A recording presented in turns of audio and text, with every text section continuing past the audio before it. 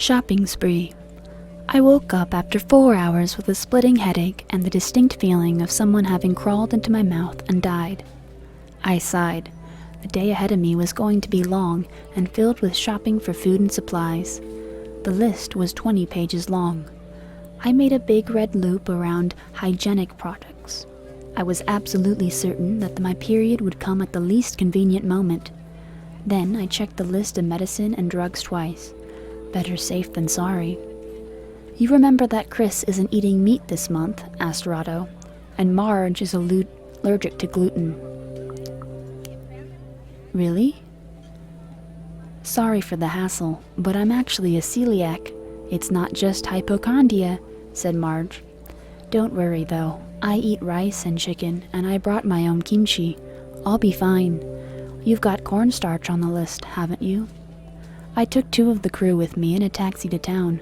One of them was Matt, who was as hungover as me, and the other was David, the newbie from the day before.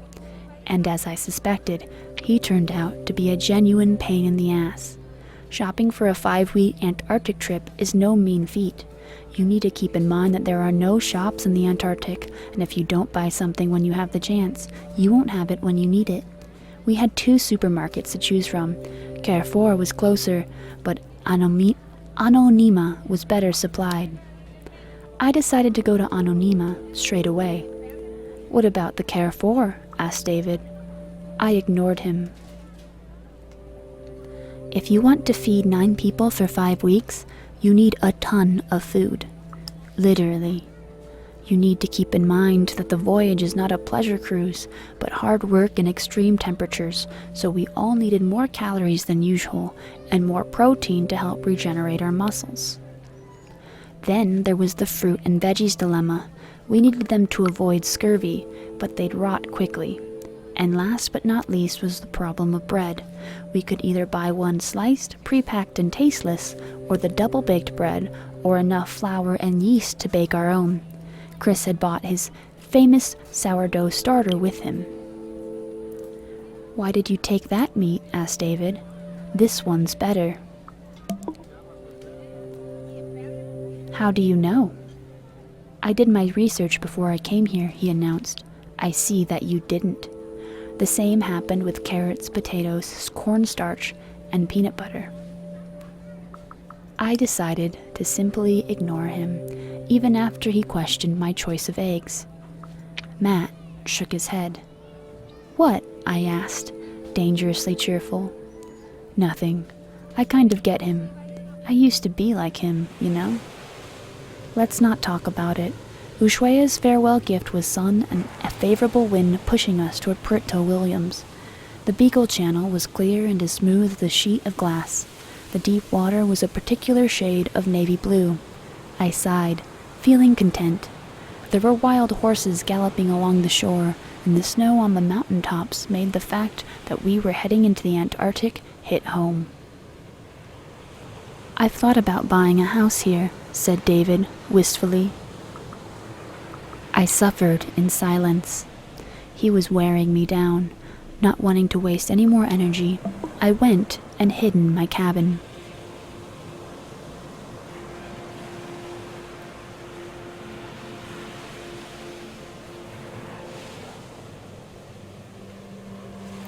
Penguins swam alongside the yacht.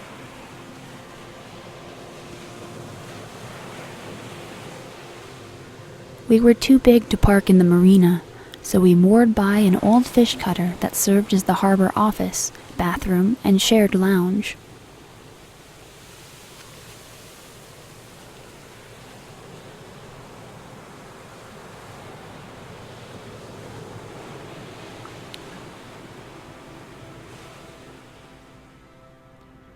Puerto Williams, the southernmost marina in the world, looked like a cross between a ski resort and a military base.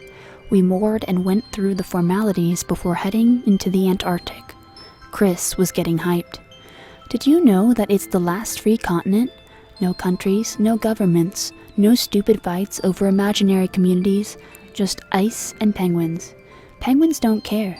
Penguins are just happy being penguins." There were people everywhere, including other crews with their own certified expedition leaders. It was a multinational bunch: Czechs, Aussies, Germans, Italians, Americans, stray dogs, and Brits. For a moment I imagined myself working in an outpost like that, getting old slowly, my only concern the safety of the vast, cold emptiness of the Antarctic. I'd like that. A walk in the park. Should we refuel now? I asked Rado when we were finally clear of the sanitary officers. No, we can do it tomorrow before dawn and then go straight south. You want to do it? I don't know, I answered. I'm not a fan, even though it should be a walk in the park with this beauty. It wasn't a walk in the park. I'd never seen so much kelp in one place. It was like swimming in a spinach soup. As long as you keep it out of the propeller, we'll be fine. Rado was unfazed. I was totally up for this. Are you sure she's up to this? Said David loudly, sometime later. It's taking forever. I felt my jaw clench. I had to fight the urge to turn around and throw something at him. Like I said, it wasn't a walk in the park. Sailing to the Horn. This time we sailed near the southern Chilean shore of the channel, passing another penguin-colonized island. The Argentinian Estancia Harberton was to port. My galley watch was just beginning. The light was sublime. You could almost see the air sweep past us in a magnificent arc, filling our sails and building into clouds above our head. The channel got wider as we rounded Isla Navarino and passed Puerto Toro. They served great crab there. It was time for dinner. We served mushroom and goat cheese risotto. It was a hit. We passed Isla Picton and Isla Lennox and came upon a shipwreck that was mottled in beautiful, rich colors. The clouds drifted like poplar seeds across the ocean of stars overhead. Sit on deck. I looked overboard. Nothing but darkness. The yacht sailed through the night.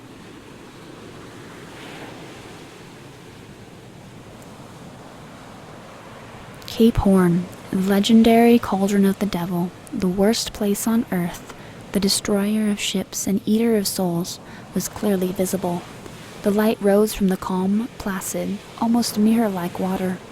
The lighthouse on top of it was beautiful.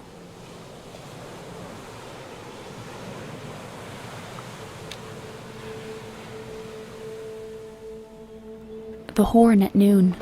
Rado decided to anchor for a while. If you want to, you can go ashore, meet the lighthouse keeper and his family, and get stamps from the Cape Horn in your passports, he said. I decided to go.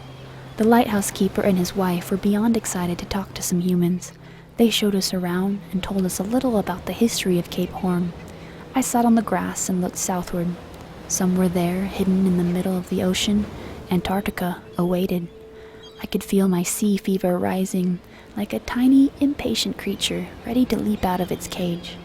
I bought some souvenirs for my husband to prove him that I'd really been there. We ate. Dinner prepared by David. One thing was for sure, the guy knew how to cook his steaks. I could live here for a year, said Matt, out of nowhere. We all fell silent. Could you? Marge wasn't sure. I'd probably go nuts after a month. Well, it's alluring, said Matt. Leaving the world behind for a year? No, keeping the light. I couldn't, said Chris. I'd bore myself to death. Henry? I didn't know how to answer. It was so far from home. We found the wind soon after that. Northwesterly. Good wind, said Rado. This is our ticket into the Antarctic. We're all mad here when the wind is southerly. Rado looked at me with sympathy. Kid, you've managed to mix up two great British writers in one sentence. You need this break, or your brain will kill you. Birds circled above us.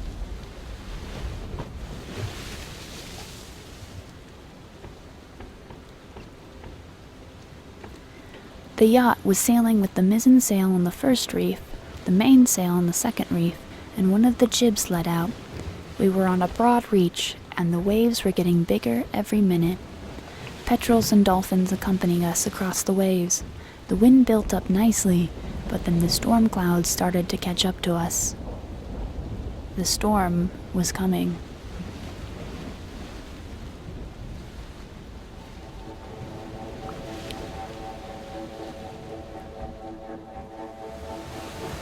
The infamous Drake Passage. The waves were steep and coming from all directions, and 4 crew members had gotten seasick almost immediately. That meant double watches for the rest of us. Watch, sleep, repeat. After 24 hours, I was barely coherent. My life became very simple. Eat, sleep, watch, toilet, repeat.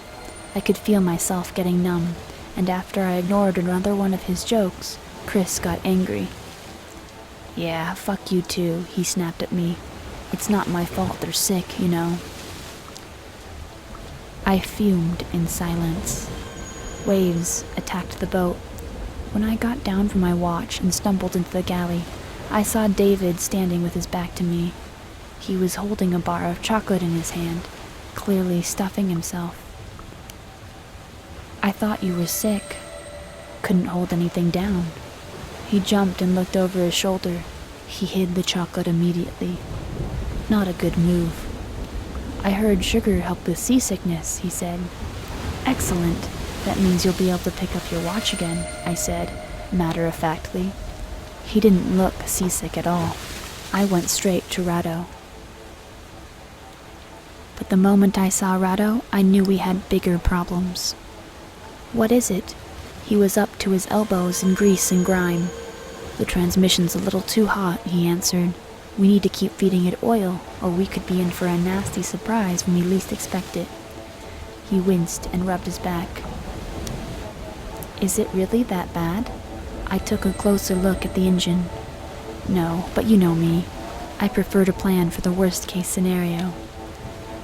The days were long, the sunsets spectacular, the nights mind-bogglingly starry. The raging sea sang to me. I forgot about David. I focused on sailing, and everything else slipped into the background. There was only the sea.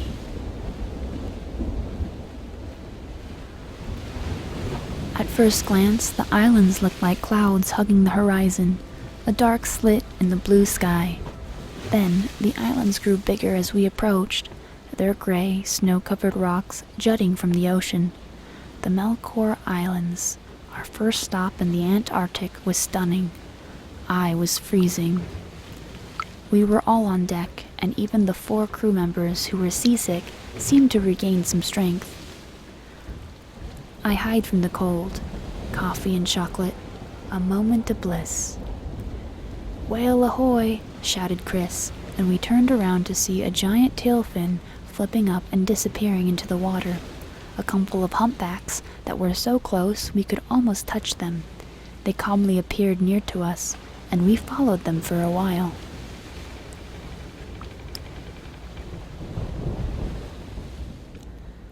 The Melkor Islands. We anchored just off the islands and finally enjoyed some calm seas. We cooked. A meal that was wolfed down now that the table was stable and the plates weren't dancing all over the place. After we'd eaten, Rados gave us all some time off. We opened some wine, cut some cheese and ham, and started celebrating the beginning of our Antarctic adventure. I listened to the crew talking about the places they'd been and the people they'd met. "There's so much more in this world than it's possible to see in a single lifetime," said Chris. "Amazing, isn't it?" I agreed. "Easy on the wine," Rado's remark reminded us of where we were. Lonely lighter. During my lonely anchor watch, I looked at the stars. I couldn't remember ever seeing so many, or maybe it was because I wasn't familiar with them. Something caught my attention, a smell, and then voices. David and Matt stood on a deck, laughing. David was holding a joint. I thought about the risks. We were moored, and I'd make sure Rado knew about it, so I let them finish it. I didn't really want to bother with that asshole today. When they were gone, I took a deep breath and slowly exhaled into the bitter night air. There was always one, in the courtroom, at parties, even on a boat cruising the Antarctic. There was always that one entitled dumbass. We had scrambled eggs for breakfast, floes and growlers. We navigated the narrow passes, looking for a way through the frozen maze.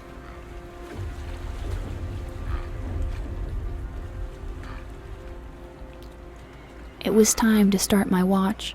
The trip to Port Lockroy was long and tedious, and we had to use poles to push away the ice in the narrow straits. I marked our position on the map. Talk. My mind started to wander. I stifled a yawn. "I'm so tired," said Chris. This was what it was all about. I stayed awake too long, kept watch, cooked, steered, closed my eyes for a millisecond, and got colder, sorer, and sleepier. "Why are we doing this again?" I asked, and he laughed.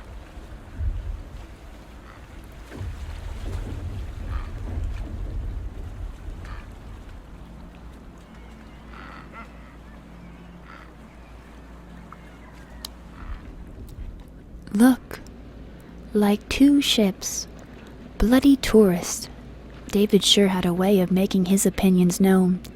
Sitting in their $5,000 polar jackets on a luxury cruise ship, trampling around like spoiled brats. He flipped them the bird, but I was hardly paying attention. I was thinking. I got caught up in my thoughts. That wasn't the ship my dad was on, but we could be passing them in a few days. I watched them until the ship disappeared among the growlers.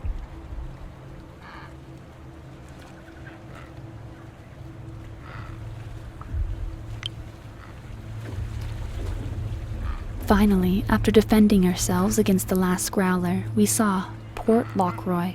Walls of algae-stained ice reached high around the base, and the penguins on the rocky islets brayed to each other amusingly. We passed an iceberg that was leaning like a sinking ship.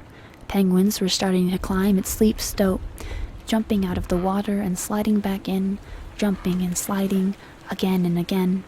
The water in the bay was calm, and as we approached, we saw two other vessels already anchored there. We waved politely to them and prepared to drop anchor. Port Lockroy. Port Lockroy was a museum and a penguin counting station. We were greeted by 3 young women who were volunteering for the summer to take care of the colony. "When you move around, don't scare the penguins," said one of them. "Stay on the path and have fun." The penguins were everywhere. I'd never seen them so up close before. They weren't afraid. In fact, they were completely ignored us. Their fluffy, gray fledglings were almost as adorable as kittens. We didn't have much time because a cruise ship was coming and we had to make space for it. It was the cruise ship we'd seen before. I wondered where my dad was right now. Knowing him, he could have dropped out at the last moment and decided to go to Australia to surf and pick up models. I laughed. He was a grumpy, unpredictable old bugger.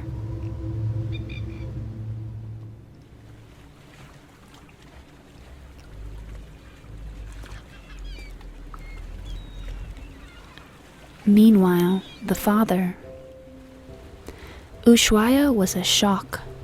After the antiquated, brutal modernity of de Gaulle, after the default grays of Sao Paulo and Buenos Aires, after 21 hours squeezed into flying metal tubes alongside the scarlet faces of crying children, the unwashed olive crochet cardigans of snoring grandmas, and the bruised blues of overworked flight attendants' uniforms, I finally had a decent view in front of me. One glimpse of the mastheads in the marina was enough to remind me of the passage of time.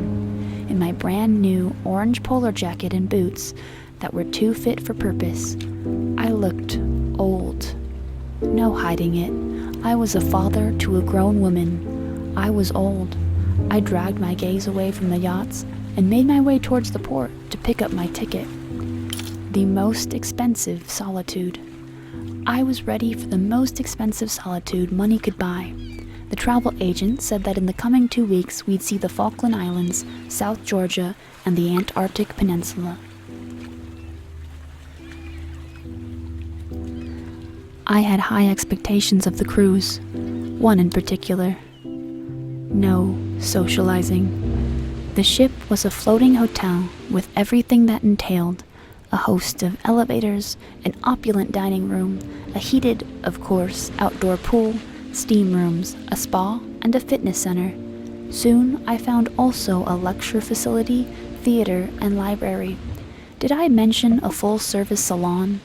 There were over 200 passengers, but I managed not to meet them too often. I had an outside, fully equipped balcony suite with a floor-to-ceiling window, perfect for watching whales beaching the waters, as the folder promised. My plan was to do nothing at all, and for a while, it was fun. Then, boredom crept in.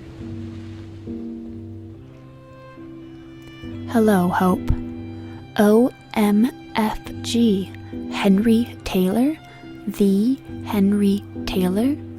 The way the R's rolled of her tongue, she knew how to turn an accent into an asset. What an unexpected pleasure. Hello, Hope. Fancy meeting you here. I turned to her friends with an explanation. We used to work together. Everyone, this is the one and only Henry Taylor. Drinks in their hands, her friends looked at me curiously. I still owe him for that Vogue cover. A true artist, you know. Henry, dear, this is... She made a vague hand gesture. Everyone, you must join us on our quest to find some fun on this dull, freezing excuse for a cruise. Just one drink. There was no need to be rude. With a plastered smile that I'd perfected with years of practice, I nodded along and half listened to their conversation. Then I said my goodbyes, politely, and left. Later, alone on the deck, "You've changed," came a voice from behind me.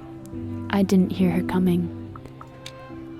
"I'm retired," I explained. "That's not my world anymore." "But you're the best," she said, outraged. "You can't just..." I turned to her. She looked somewhere in her late 20s, but had left behind the unsettling, ageless youth of the catwalk. Even now, her face was striking in its imperfection. One eye slightly lower than the other, her nose a little too big, charmingly crooked teeth, and long, unruly hair escaping the confines of her designer wool cap. The camera loved her. She looked perfect. With the heavy clouds in the distance behind her, she looked perfect. I had to recapture that moment. As I reached for the camera, I realized that was the one thing I'd promised to myself I wouldn't do. "You can't just quit," she repeated. "I can do whatever I like." I shot her a crooked smile. That's the beauty of it. "So, what will you do now?" Her question was a challenge. "What's your plan for the rest of your life?" I haven't the foggiest, if I'm being honest. There was no escaping the truth. We stared at the sea for a long time, silent.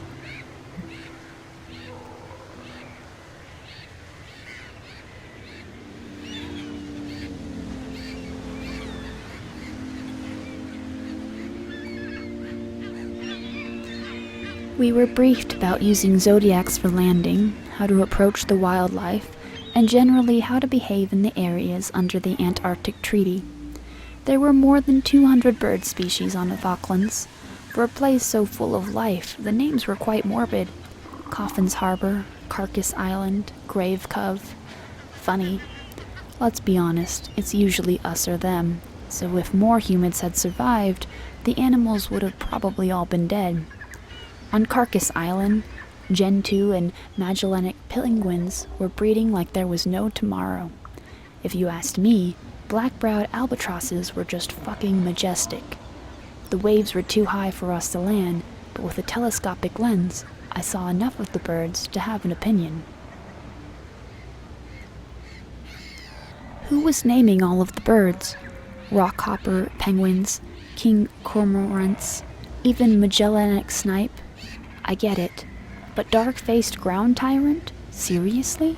This guy was like 6 inches long. Sometimes I went ashore on zodiacs to stretch my legs and enjoy the solid ground. Sometimes I stayed on the ship and attended lectures by resident marine biologists. You were never too old to learn. Port Stanley was a weird mixture of Victorian and South American architecture. I visited the marina, but Henrietta's yacht had already sailed. Birds were following in our wake, climbing air currents stirred by the ship. There were elephant seals on Sea Lion Island, a totally different species. Who was doing the naming again? The stern deck had been colonized by bird watchers, exchanging notes over every albatross and giant petrel they saw. Whale watchers on the bridge, equipped with binoculars and reference books.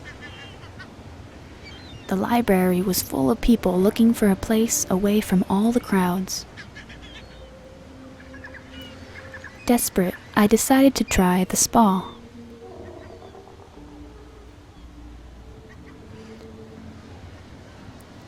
In the pool,